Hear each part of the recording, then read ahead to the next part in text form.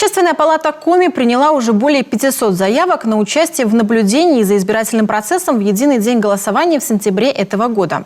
Об этом сегодня сообщили на втором заседании общественного штаба по соблюдению избирательных прав граждан, а также по контролю и наблюдению в единый день голосования, созданного при Общественной палате Республики Коми. Накануне штаб внимательно следил за досрочными выборами, прошедшими в 3 поселениях республики. Были ли сигналы от граждан или нарушения на избирательных участках, знает Ольга Коняева. 14 марта избирались Советы депутатов сельских поселений Якша, Лезем и Гажмудер. Это первые в этом году выборы в нашем регионе и практически последние масштабные перед выборами в Государственную Думу России. Усть-Илимский район лидировал по явке – 64%. Для поселенческого уровня цифра приличная. Однако, как отметили общественники, недостаточно высокая активность партий на местах. Чем сильнее местное отделение, тем они должны больше и лучше работать на земле. То есть на более низких уровнях. К сожалению, наши региональные отделения, многие начинают работать только с районного уровня. Поселенческий уровень, видимо, не так им интересен, либо действительно большой кризис с кандидатами. Это возможность оценить готовность участковых комиссий, а также работу наблюдателей. На поселенческих выборах это обычно сами местные жители, все на виду. Может, потому и замечаний не было.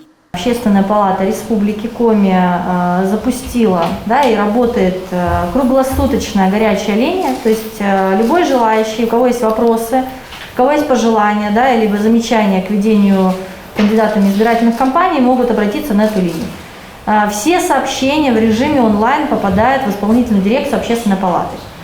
То есть, когда у нас идет предвыборная кампания, и это показал единый день голосования, это показало в прошлом году и голосование по поправкам Конституции, мы работали по факту круглосуточно. При Общественной палате Коми создан штаб общественных наблюдателей. Это второе промежуточное заседание. До 15 июня планируется набрать до 3000 наблюдателей. Все они пройдут обучение, что является нарушением, куда о них сообщать. Уже сейчас в Общественную палату поступило более 530 заявок от желающих наблюдать за процессом выборов. Проявили интерес предприятия, спортивные организации, культурно-национальной автономии.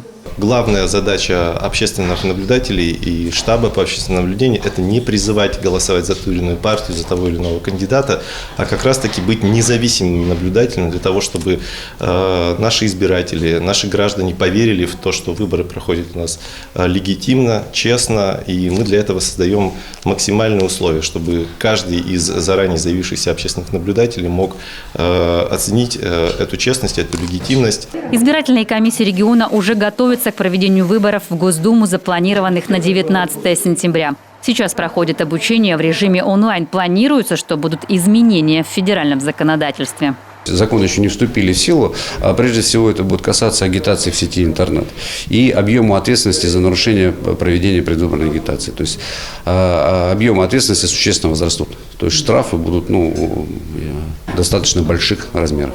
До назначения выборов, которые планируются в середине июня, будут известны и другие новшества. Территориальные избирательные комиссии уже сформированы, их состав несущественно, но обновился. Штаб общественных наблюдателей планирует собираться раз в месяц для подведения промежуточных итогов подготовки к выборам. Ольга Коняева, Олег Костромин, телеканал Юрган.